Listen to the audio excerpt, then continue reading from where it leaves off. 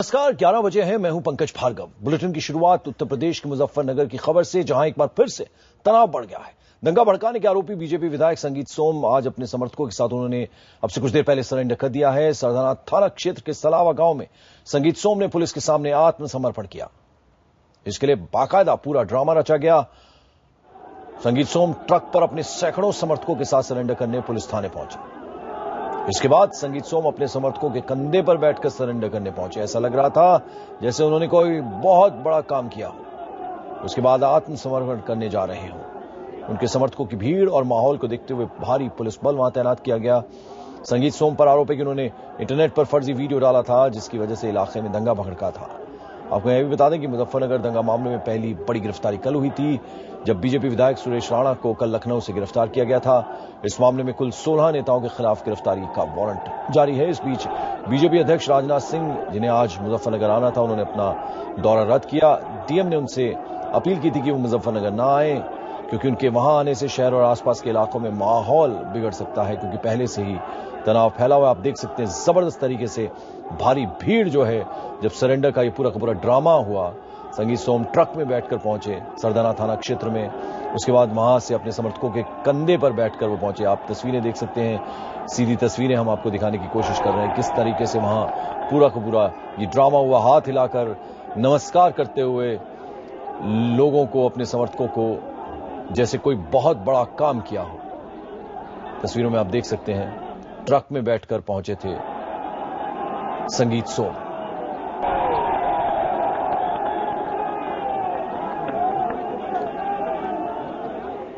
और ऐसे में IBN 7 सवाल पूछ रहा है, दंगा भड़काने के आरोपी की क्यों नहीं हुई गिरफ्तारी। सवाल यह भी कि संगीत सोम को हीरो बनने का मौका आखिर क्यों दिया गया, क्यों इस तरह से अपने समर्थकों के साथ पूरे तामझाम के साथ वो पहुंचे। विधायक के गैर जमानती वारंट की तामील क्यों नहीं हुई, और भड़काऊ भाषण देने वाले को क्यों हीरो बना रही है समाजवादी पार्टी। क्या समाजवादी पार्टी ने बीजेपी से हाथ मिला लिया है? ऐसे सवाल तमाम अब ऐसे में उभर कर आ रहे हैं। अभिषेक शर्मा हमारे वरिष्ठ सहयोगी इस वक्त फोन लाइन पर हमारे साथ। अभिषेक, पूरा का पूरा ड्रामा हमने देखा तस्वीरों के जरिए जो आपने हम तक पहुंचाई हैं, किस तरह से ट्रक में बैठ के हाथ हिलाते हुए, नमस्कार करते हुए, जैसे कोई बहुत बड़ा काम किया हो। संगीत सोम थाना पहुंचे हैं, सरदाना थाना क्षेत्र, और सब वहां तमाशा देख रहे हैं। जी बिल्कुल, देखिए पुलिस तो पूरी, जितने भी अधिकारी थे पैरामिलिट्री फोर्सेस थे, जब ये गिरफ्तारी देने आए तो आधी फोर्स को हटा के पीछे जो बेस कैंप इन्होंने बनाया वहां भेज दिया गया। संगीत सोम को पूरी तरीके से इजाजत थी। पुलिस भीड़ के सामने चुपचाप खड़ी थी। संगीत सोम ने जब चाहा तब गिरफ्तारी दी है। इन्होंने चैलेंज किया कि आपने सुन सकते हैं, जब मेरे से बात हो रही थी उनकी, तब भी उन्होंने ये चैलेंज किया था कि मैं खुला हूं, अपने क्षेत्र में भी हूं, लखनऊ विधानसभा में भी गया हूं, यहाँ तक आया हूं। तो जो आपका सवाल है वो कहीं ना कहीं सही साबित होता है। लगता है पंकज की पूरी तरीके से उन्हें मौका दिया और उन्होंने उस मौके को सही ढंग से बुनाया भी है।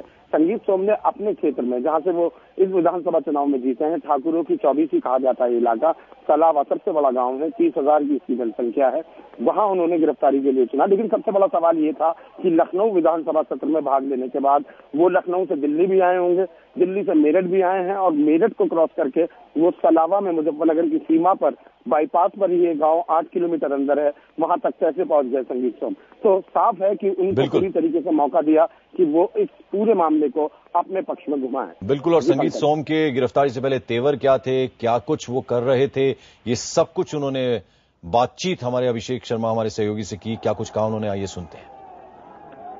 हमारे साथ है मोस्ट वांटेड संगीत सोम। सीधी बात करते हैं, संगीत कैसे मोस्ट वांटेड बन गया? पहले तो आपको ये शब्द हटाना चाहिए। मोस्ट वांटेड का क्या मतलब होता है? मैं जनप्रतिनिधि हूँ, मोस्ट वांटेड नहीं हूँ। मैं जनप्रतिनिधि हूँ, आप मोस्ट वांटेड कैसे कह सकते हैं? सरकार कह रही है आपको। सरकार तो खुद मोस्ट वांटेड है, यहाँ की सरकार खुद मोस्ट वांटेड है, और सरकार मोस्ट वांटेड खुद है। वो दंगे करा रही है और दंगे करा के हम लोगों पे थोपना चाह रही है, तो ये उनके कहने से थोड़ा ही मोस्ट वांटेड हो जाएगा। पब्लिक उन्हें जवाब देगी मोस्ट वांटेड कौन है। अच्छा संगीत, आप सलावा में हो, ये आपकी ठाकुर 24 का सबसे महत्वपूर्ण इलाका है, हजारों की पब्लिक सड़कों पर है, फोर्स सामने सामने है। आपकी गिरफ्तारी को लेकर फोर्स के साथ पब्लिक का टकराव ना हो, इसमें आपकी कितनी जिम्मेदारी है? देखिए, मैं अपनी पब्लिक को समझाऊंगा कि पब्लिक हमारी पब्लिक तो शांतिप्रिय तरीके से काम करती है। दंगा तो आजम खान जैसे लोग कराते हैं। आजम खान को अगर गिरफ्तार अब तक कर लिया जाता, मुकदमा हो गया होता तो कुछ भी नहीं होता। लेकिन सरकार पता नहीं क्या मैसेज देना चाहती है हमारे खिलाफ मुकदमा करके और हमें जेल भेज के। हम तो कानून को मानने वाले लोग हैं। हमें जैसे ये कहते हैं कि संगीत सोम हमें मिल नहीं रहा, आप टीवी चैनल वालों को रोज क्यों मिल रहा हूं? मैं अपने क्षेत्र में रोज कैसे मिल रहा हूं? रोज मैं विधानसभा गया हूं, कैसे गया हूं? तो ये झूठ बोल रहे हैं। झूठ बोलने का तो कोई रास्ता है नहीं। ये झूठ बोल के इस तरीके की कार्रवाई करना चाह रहे हैं तो मुझे उससे कोई दिक्कत नहीं है। और मेरी गिरफ्तारी की तैयारी है तो मैं गिरफ्तारी दूंगा। और शांति कितनी देर में गिरफ्तारी देंगे आप? बस मैं गिरफ्तारी की तो मुझे जैसे ही पता लगेगा गिरफ्तार करने आए हैं, मैं अभी मुझे तो कोई खबर आई नहीं है। जब खबर आएगी तो मैं गिरफ्तार होने चला जाऊंगा। पूरे गांव में नारेबाजी हो रही है, आप यहाँ बैठे हो, सारी पब्लिक छतों पर सड़कों पर है, अरेस्ट वारंट सर्व करा दिया गया, आपको खबर क्यों नहीं लग पा रही? बताइए किसने अरेस्ट वारंट मुझे सर्व कराया? आज तक भी किसी ने नहीं कराया, अभी तक भी नहीं कराया। बिल्कुल झूठ बोलते हैं। यही तो मैं कह रहा हूँ कि ये झूठी खबर फैलाते हैं। मुझे अभी तक कोई अरेस्ट वारंट नहीं दिया। तो ये भी माना जाए कि संगीत सोम इस पूरी घटना का पॉलिटिकल माइलेज लेने की कोशिश में है पूरी तरीके से, पूरा समय देंगे, जितनी भीड़ इकट्ठी होगी उसका फायदा मिले। देखिए, ये तो आप मुझे एक राजनीतिक बयान मुझसे दिलवाना चाह रहे हैं, लेकिन वास्तविकता ये है कि मैं और भारतीय जनता पार्टी का एक सच्चा सिपाही होने के नाते आपको कहता हूं कि हम खूनों की नदी में नाव नहीं चलाना चाहते। ये समाजवादी के ऊपर है और ये समाजवादी कर रही है। तो तुरंत गिरफ्तारी क्यों नहीं देते थे? इतनी पब्लिक बेचैन है, वहां नारेबाजी कर रही है। मैं अभी आया हूं, आके अभी खाना खा के और वहीं जा रहा हूं। भूखा गिरफ्तारी दूंगा क्या? खाना खा लूं और अभी वहीं पहुंच रहा हूं। जेल में भी तो रोटी मिलती है। रोटी वहीं की खाएंगे क्या? समाजवादी पार्टी अगर वहां की खिला रही है तो वहीं की खाएंगे, कोई दिक्कत नहीं है।